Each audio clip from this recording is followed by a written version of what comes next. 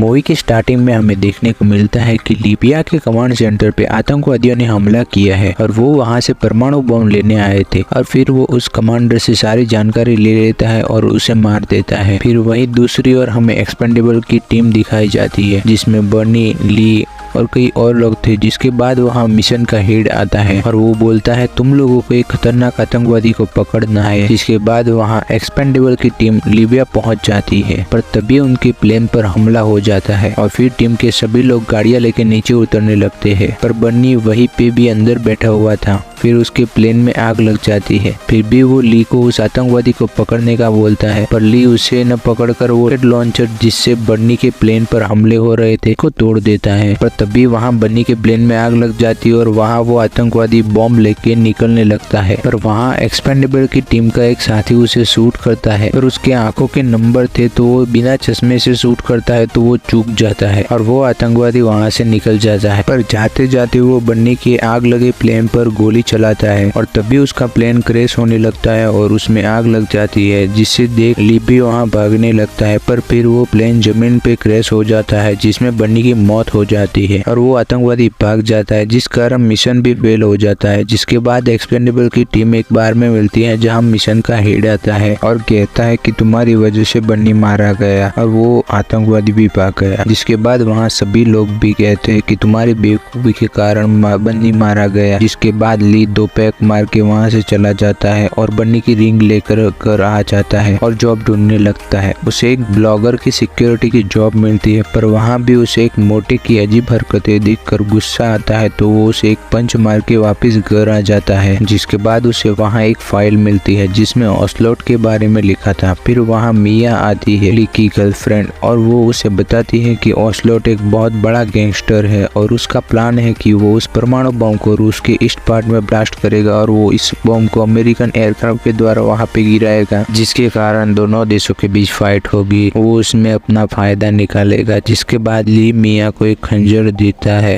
और कहता है तुम इस खंजर से उसको मारना जिसने बन्नी को मारा था। जिसके बाद मिया वहाँ से चली जाती है और एक्सपेंडेबल की टीम से जुड़ जाती है और ली को भी ये बात पता थी कि वो एक्सपेंडेबल टीम का हिस्सा थी। इसी कारण उसने खंजर में जीपीएस ट्रैकर लगा दिया था जिससे उसे टीम की लोकेशन मिलती रहे। जिसके बाद वो थाईलैंड के लिए निकल पड़ता है जहाँ वो बन्नी के दोस्त से मिलता है और वो भी बन्नी की मौत की बात सुनता है तो उसे भी गुस्सा आ जाता है। जिसके बाद एक्सपेंडेबल की टीम एक खुफिया अड्डे पर आती है जहाँ मिशन का हेड उन्हें बताता है कि वो आतंकवादी ने अब एक शिप को हाईजैक कर दिया है जिसमें वो न्यूक्लियर वेपन ले जा रहा है और वहीं पे एक खतरनाक गैंगस्टर ऑस्लोट भी आने वाला है तो उसको भी पकड़ना है तो इस बार कोई गलती ना होने पाए। जिसके बाद वहाँ मिया सबको बताती है कि हम पैराशूट से शिप पे लैंड करेंगे और फिर ऑस्लोट को मारेंगे और फिर आतंकवादी को मारेंगे और वो न्यूक्लियर वेपन लेके मिशन कंप्लीट करेंगे। फिर वो प्लेन में से शिप पे जाते हैं और वहाँ जाते ही उस आतंकवादी की फौज ने उन्हें चारों तरफ से घेर लेते हैं और फिर उन्हें एक जगह बंद कर देते हैं और फिर वहाँ वही आतंकवादी आता है और उन्हें कहता है कि तुम्हारा लीडर कौन है तो वो हेड बताता है कि मैं हूँ। इसके बाद वो आतंकवादी उसे ले जाता है और वहीं दूसरी ओर ली मिया की लोकेशन ट्रेस करते हुए बन्नी के दोस्त के साथ उस